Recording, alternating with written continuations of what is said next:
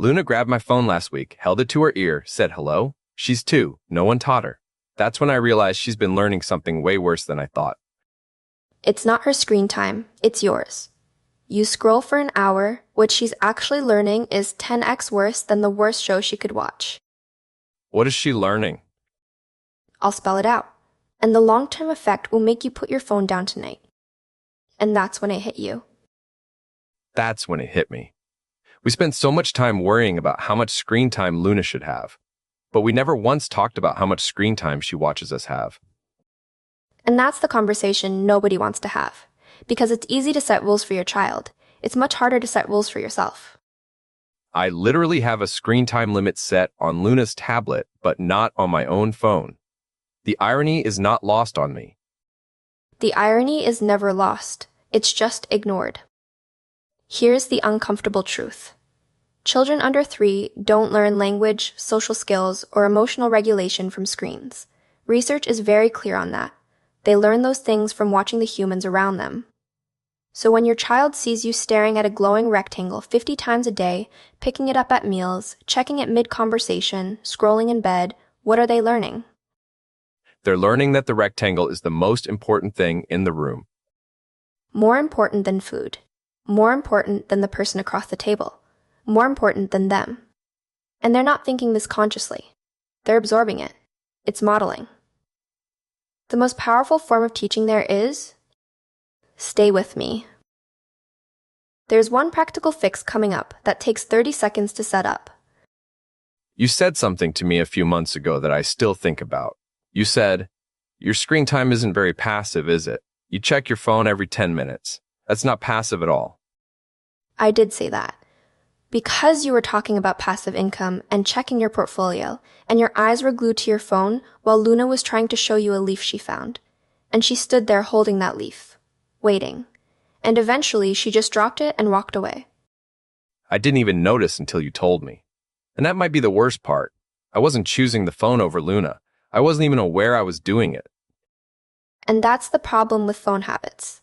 They're invisible to us and completely visible to our children. Every time you pick up the phone without thinking, your child sees you choosing something else. And they don't know it's email or crypto or a text from your mom. They just know, you looked away from me. So what do? Because we can't just throw our phones away. We need them for work, for communication, for navigation. The solution isn't elimination. It's narration and boundaries. The first technique. Narrate your phone use. Before you pick up your phone in front of your child, say out loud what you're doing. I need to check a message from Grandma. I'm looking at the map to find the restaurant. I'm taking a photo of you. This does 2 things. It shows your child that the phone is a tool with a specific purpose, and it makes you aware of your own usage. Because when you have to say I'm opening Instagram to scroll for no reason out loud, you suddenly realize how unnecessary it is. That's brutal, because I would have to say, I'm opening Instagram to scroll for no reason about 12 times a day. Out loud, in front of my daughter. Uncomfortable, right? I tried it for 1 hour yesterday. By the 3rd time I said it out loud, I stopped reaching for the phone. The shame was very effective. See? The narration makes the invisible visible, to your child and to yourself. The second technique, create phone-free zones. For us, it's meals and bedtime routine. When we're eating, phones go on the shelf. Not on the table face down. On the shelf. Out of sight. Because even a phone face down on the table pulls your attention. Studies show that just having a phone visible reduces cognitive performance, even if you never touch it. We started doing this about a month ago, and I noticed something weird. The first week, I kept reaching for a phone that wasn't there, like a phantom limb. It was honestly a little scary how automatic it was. That automatic reach is exactly what your child has been watching. And soon, they'll have their own automatic reach, unless you show them a different way.